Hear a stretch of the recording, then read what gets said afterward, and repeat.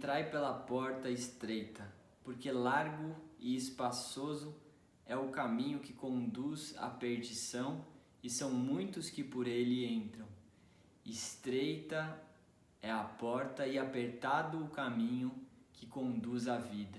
Jesus nos falou isso, está registrado em Mateus capítulo 7, versículos 13 e 14.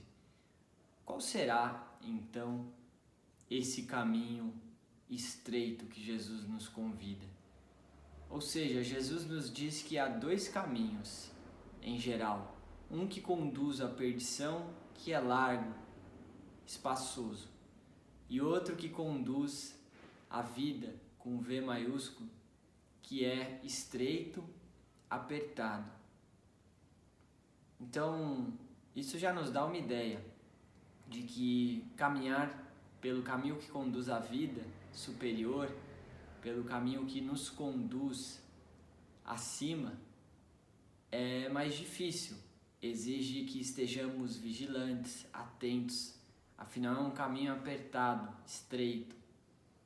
Enquanto que caminhar pelo caminho que conduz à perdição, segundo Jesus, é fácil. Afinal, ele é espaçoso, ele é largo e é o caminho que normalmente a maioria segue, né? Nas palavras de Jesus. Existem dois caminhos e a gente sabe que na vida, em geral, em tudo é assim mesmo. O caminho que nós sabemos que é o melhor e o caminho que não é o melhor ou mais feliz. O tempo todo, cada escolha que fazemos é um passo em direção a um desses caminhos, ou da perdição ou da vida. Que caminho você tem trilhado? Não estamos aqui de forma nenhuma para julgar, apenas para convidar que cada um de nós reflita nessa pergunta valiosa e fundamental. Que caminho eu tenho trilhado? E sempre é tempo de nos retificar, de nos melhorar. Como Chico Xavier uma vez disse, ninguém pode voltar atrás e fazer um novo começo, mas todos nós, qualquer um de nós, pode agora começar a escrever um novo fim para a nossa história. Depende das nossas escolhas, não é mesmo? Então, para a gente refletir um pouco sobre esses caminhos, vale ressaltar que na história o caminho é um simbolismo, essa palavra carrega um simbolismo já há muito tempo. O caminho sendo usado como uma metáfora para o que estamos buscando na vida espiritual, o que estamos buscando diante da vida maior, até mesmo o sentido da vida, né? Se olharmos em Isaías, já há um relato, uma passagem na qual ele diz: endireitai os caminhos, né? Endireitai os caminhos.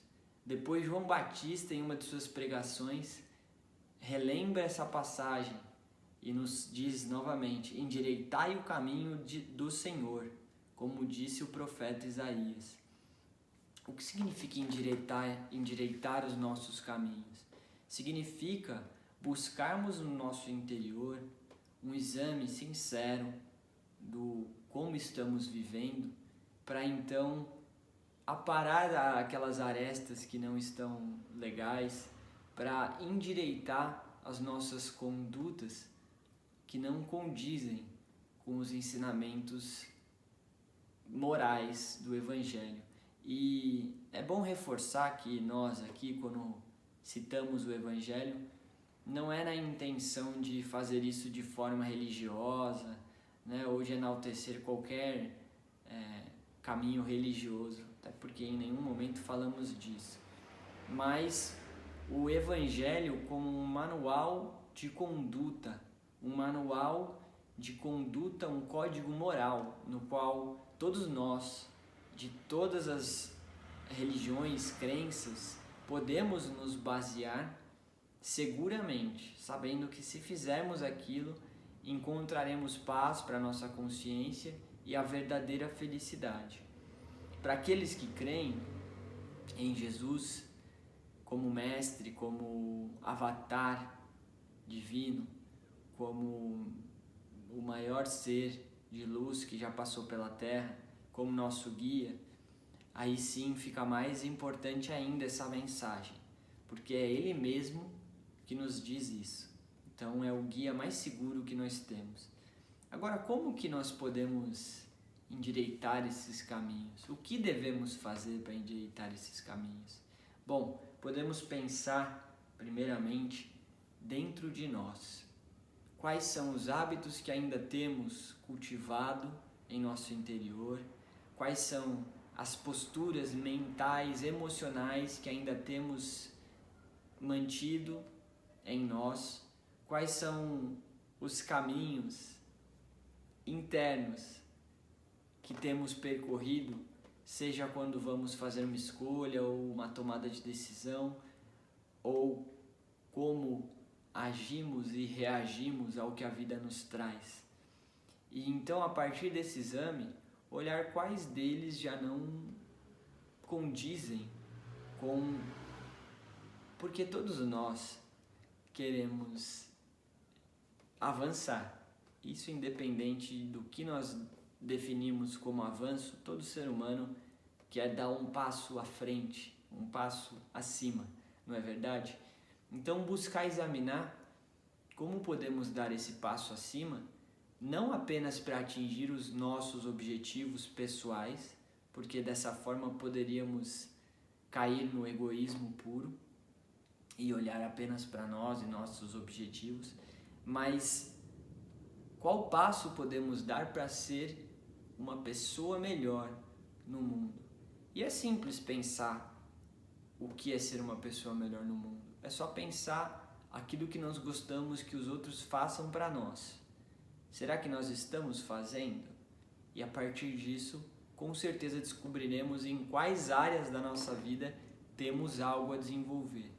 Por exemplo, eu gostaria que tivessem paciência comigo quando eu estiver falando algo que eu acho importante, por mais que eu possa ser prolixo em algum momento. E às vezes não temos um minuto do nosso tempo para escutar o nosso próximo. Achamos que o nosso tempo vale mais que o do outro, mas queremos ser ouvidos. Então é fazer esses ajustes para o fluxo entre o que queremos receber e o que nós damos ao outro estar alinhado em perfeita sintonia. Perdoar também é importante para nos tornar leve nesse caminho.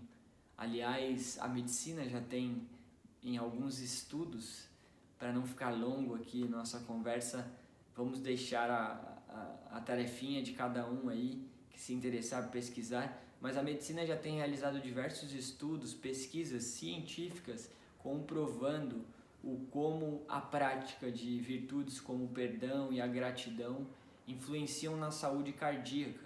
Recentemente um cardiologista postou um vídeo falando sobre isso e é muito interessante perceber que a ciência já está desmistificando o conceito de espiritualidade e mostrando claramente o quanto isso não tem a ver com a religião, mas é um campo inerente do ser humano. Todos nós podemos e devemos desenvolver nossa espiritualidade, assim como desenvolvemos, por exemplo, nosso intelecto ou o nosso corpo físico para garantir a nossa saúde e bem-estar.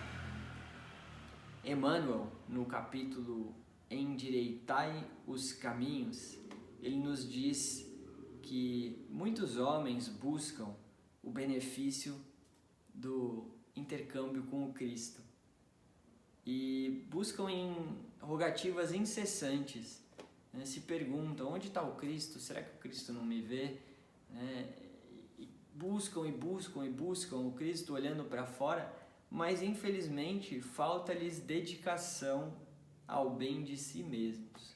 Ou seja, muitas vezes nós queremos a presença de Jesus, queremos que Jesus alivie nossas dores, que Jesus compreenda e acolha o nosso coração, as nossas aflições, mas muitas vezes nós não estamos olhando e nos dedicando a nós mesmos, ao nosso bem. é preciso, segundo Emmanuel, retificar a estrada em que temos vivido para que possamos sentir a influência santificadora do Cristo. Olha que interessante. É como se fosse o seguinte, pensando num exemplo atual. Imagina que todos nós hoje, nossos aparelhos celulares, como esse aqui, temos a possibilidade de conexão, né? Via Wi-Fi ou via Bluetooth, por exemplo. Imagina que Jesus está lá, o tempo todo no ar, presente, disponível para nós, enviando o seu sinal. Mas se nós estamos andando com o nosso aparelho e não fazemos o mínimo, né? O que precisamos fazer, né, gente, para entrar numa rede? É nos conectar minimamente. É minimamente apenas clicar naquela rede, selecionar e conectar. Então, se nós não nos conectamos, como é que podemos pedir acesso ao Cristo, conexão com o Cristo? Como é que podemos pedir, onde está Jesus? Não estou sentindo a presença dele. Minimamente nós precisamos nos conectar. E como nós podemos nos conectar? Jesus nos ensinou isso muito bem, aliás, pelo próprio exemplo. Ele, o maior ser, com uma conexão tão forte quanto nenhum de nós teve até então com o Rei, o Pai, o Criador, ele mesmo assim fazia questão de o tempo todo estar rezando, né? Se conectando, de tempos em tempos fazia suas pausas, falava com Deus, meditava também para escutar Deus. Também é interessante isso. Muitas vezes falamos com Deus. Será que estamos reservando um tempo para escutar Deus no silêncio? Quando de todo o nosso coração nós humildemente aquietamos a nossa alma, silenciamos a nossa língua para escutar dentro de nós o que Deus tem a nos dizer. Porque Ele fala, gente. Se nós nos silenciarmos, Ele fala. Então, o convite de hoje é pensar como podemos fazer movimentos para que nós possamos dar mais passos adiante, passos à frente e passos acima nesse caminho que leva, como Jesus nos fala, à vida.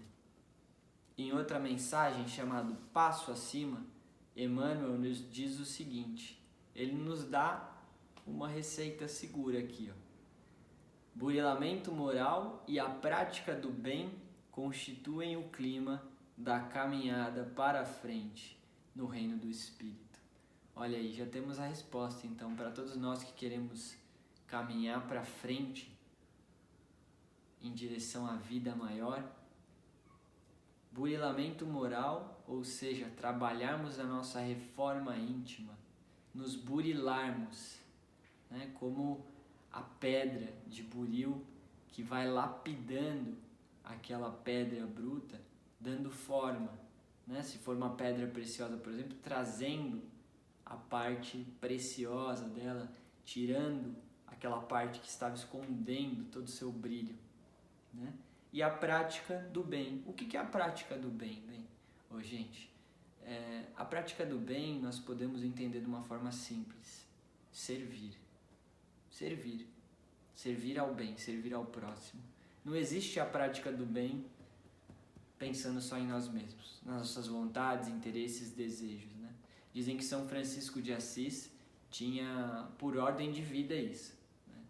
Viver para servir e servir para viver, com essa vida com V maiúsculo, né? Servir para viver, ou seja, servir para ir adiante e à frente nesse caminho, né, que nos conduz ao Pai, que nos conduz à felicidade, que nos conduz ao melhor, seja aquilo que você acreditar, a paz interior, a felicidade que buscamos, né, há coisas que nem nada na matéria pode nos trazer. Então que nós possamos fazer um pouquinho mais esse ano, nossos melhores movimentos, nossos melhores esforços, lembrando que às vezes aquilo que achamos que é pequeno pode ser grande. Chico Xavier também nos diz que às vezes meia hora de serviço no bem pode mudar completamente nosso destino em relação ao plano espiritual. Às vezes o que parece pequeno aqui na Terra, perante a vida maior, o nosso espiritual, é de alto impacto. E Bertin Hellinger, para terminar, tem uma frase que nós gostamos muito, que ele diz o seguinte: um passo, apenas um passo, e você já não está mais no mesmo lugar. Então, se nós conseguimos esse um passo a cada dia, nem que seja um pequenininho passo em direção à frente e acima, ou seja, que se nós conseguirmos, em outras palavras, praticar um pouquinho mais as virtudes que nos ensinam o Evangelho, as virtudes que nos ensinam as palavras de Jesus, se nós conseguimos a cada dia praticar um pouquinho mais o bem, olhar um pouquinho mais para o nosso próximo, certamente nós já não estamos mais no mesmo lugar. Estamos um pouquinho à frente nesse caminho que conduz à vida. Que assim seja.